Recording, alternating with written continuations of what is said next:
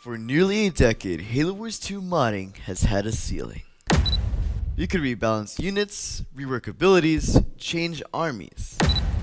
But when it came to creating genuinely new visual assets, there was always a barrier. That barrier is gone. Hey everyone, I'm Elijah, the lead developer and creator of Project Nuphillion. A lot has happened since our first devlog, including one of the biggest breakthroughs this project and Halo Wars 2 modding as a whole has ever seen. And this time, I'm joined by someone who has helped shape a huge part of the mod's creative direction. Hey everyone, I'm Jordan, also known as JKHB. I'm the lead creative designer for Project Nuphillion. Today, we will be showing you the new technology units, leader powers, and redesigns that are pushing the project into its next stage. Over the past several months, I have spent a ridiculous amount of time researching how Halo Wars 2 handles models, textures, animations, materials, and everything else required to get an asset working in-game. And honestly, the process was rough. Models would look perfectly in Blender, export without an error, and then appear invisible in-game. Other times, the textures, lighting, or materials would completely break. But every failed test gave me another clue about how the engine worked. After months of reverse engineering and rebuilding parts of the pipeline, fully custom models and textures are now possible in Halo Wars 2. This is not just swapping one existing model for another.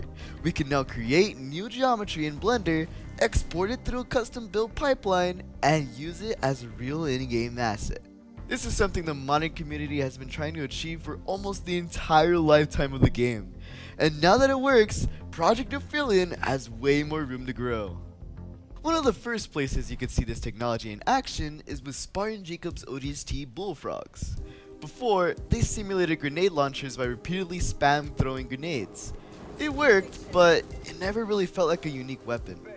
Now, they carry and fire fully modeled grenade launchers, making their role much clearer and giving them a stronger identity in combat. The standard Halo Wars 2 assault rifle has also been replaced with the Halo 3 assault rifle. It's a smaller change, but it shows that we're no longer limited to the models that originally shipped with the game. This new freedom is also changing how we approach new leaders, and JKHB is probably the best example of that. JKHB has always been designed as the Unity's main mechanized commander, but I did not want his identity just to be the leader with more vehicles. Well, the goal is for his infantry vehicles, upgrades, and leader powers to all support one another, making his army feel like one complete machine. JKHB now has 8 new leader powers, and each designed to support his mechanized army in a different way. First is infantry efficiency, which strengthens the economy behind the army and helps support its more expensive vehicles. Overdrive allows mechanical units to temporarily push beyond their normal limits, giving you a short burst of extra pressure when you need it. Field repair drones calls on a flock of units to repair drones that actively fly between damaged units and heal them, instead of relying on the traditional healing aura.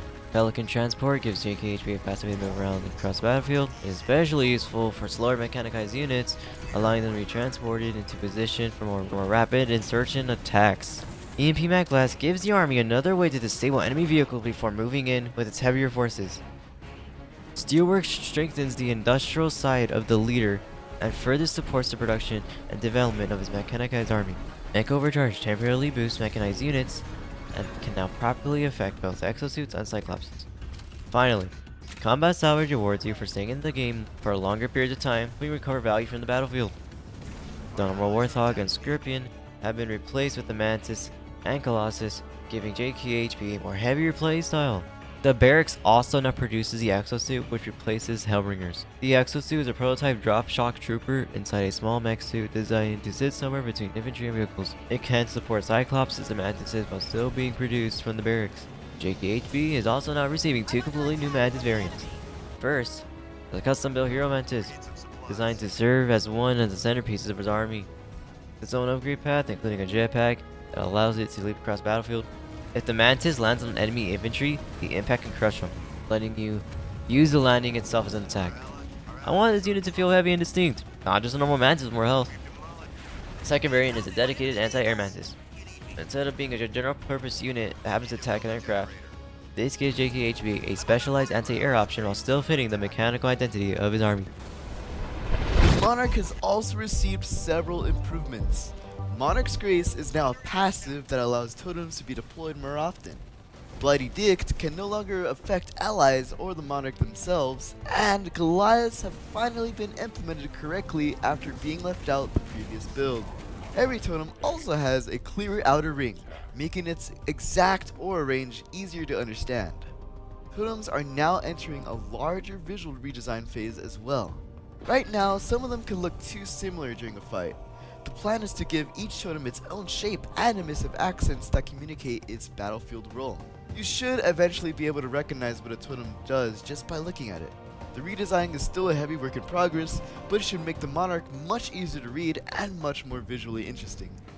As for Ravacteos, his level 1 Devastation Salvo now fires twice as many projectiles. The original version felt too small, so doubling the projectile count gives it a stronger presence and better fits a leader built around overwhelming force. The Pelican also uses completely custom collision geometry built around the actual shape of the aircraft. This should resolve several issues including clipping, unit interaction, and physics behavior.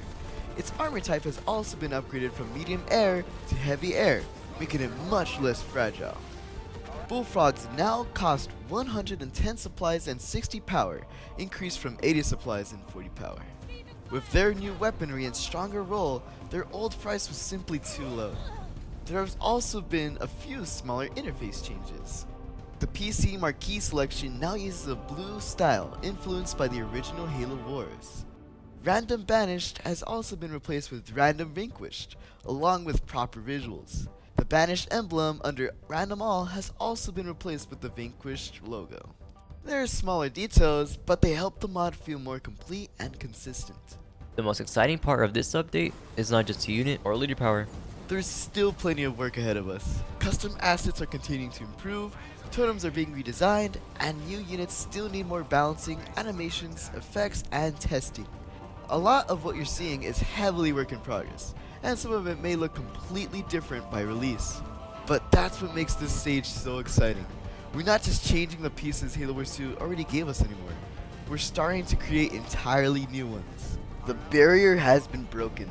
Now we get to see how far we could actually push it.